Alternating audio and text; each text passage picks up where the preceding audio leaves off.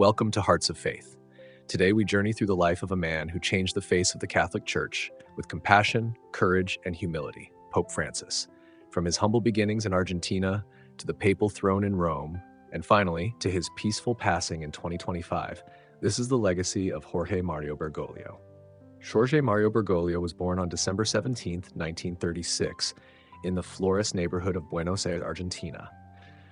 The son of Italian immigrants, his father a railway accountant and his mother a dedicated homemaker, Jorge was the eldest of 5 siblings. He grew up in a modest home, living a simple life marked by strong Catholic values and close family ties.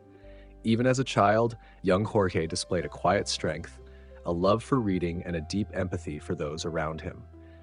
In his youth, Jorge studied chemistry and worked briefly as a janitor and lab technician. But God had a different path for him. At the age of 21, a severe case of pneumonia led to the removal of part of his right lung. That health scare became a spiritual turning point. On September 21, 1953, during confession, Jorge felt the unmistakable call of God. He soon joined the Society of Jesus, beginning his Jesuit novitiate in 1958. He took his vows of poverty, chastity, and obedience, and after years of rigorous study, he was ordained a priest on December 13, 1969. Father Bergoglio rose through the ranks of the Jesuits, becoming the provincial superior of Argentina from 1973 to 1979. He was known for living simply and traveling by bus or subway to serve the poor in the slums of Buenos Aires. In 1992, he was appointed auxiliary bishop and 6 years later became Archbishop of Buenos Aires. He was a shepherd to the people, especially the forgotten, the poor, and the suffering. In 2001, Pope John Paul II made him a cardinal. He often refused the trappings of power, choosing instead to live in a small apartment and cook his own meals. When Pope Benedict XVI resigned in 2013, the world looked on with uncertainty. But on March 13, 2013, the College of Cardinals made a historic decision. They elected Cardinal Jorge Bergoglio as the 266th Pope.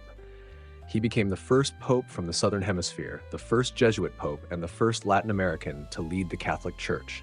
He chose the name Francis, inspired by Saint Francis of Assisi, the saint of peace and the poor. From day one, Pope Francis set a new tone, rejecting luxury, washing the feet of prisoners, and urging the Church to be a field hospital for the wounded. Pope Francis brought the Church closer to the world's pain. He championed the poor, spoke boldly on climate change in Laudato Si, and opened doors of dialogue with other faiths and cultures. He emphasized mercy over judgment, love over doctrine, and humility over power. His simple words reached hearts across the globe, Catholics, non-Catholics, believers, and skeptics alike. Yet his health began to decline in later years. Even so, he carried on, driven by love for God's people. In early 2025, Pope Francis was hospitalized with pneumonia and chronic respiratory issues. He returned briefly to his home at Casa Santa Marta, but his condition worsened. On Easter Monday, April 21, 2025, at 7:35 a.m., he passed away peacefully after a stroke and heart failure. He was 88 years old. The world mourned. Across continents, across religions, people remembered a pope who stood for peace, humility, and compassion. True to his character, Pope Francis requested a simple funeral, no grand spectacle. He was laid in state at St. Peter's Basilica where thousands came to pay their respects. But in his final will, dated June 29, 2022, Francis made one personal request, that he be buried not in the Vatican crypt, but at Santa Maria Maggiore, a Roman church he often visited after papal trips. He asked for no elaborate tomb, only a small grave with the humble inscription, Franciscus. Pope Francis was not just a pope, he was a bridge builder, a healer, and a voice for the voiceless. His legacy lives on in the lives he touched, the wounds he soothed, and the hope he restored. May we all, like him, walk humbly, serve boldly, and love deeply. Thank you for watching Hearts of Faith. If Pope Francis's journey touched your heart, don't forget to like, share, and subscribe for more stories of faith, hope, and God's grace.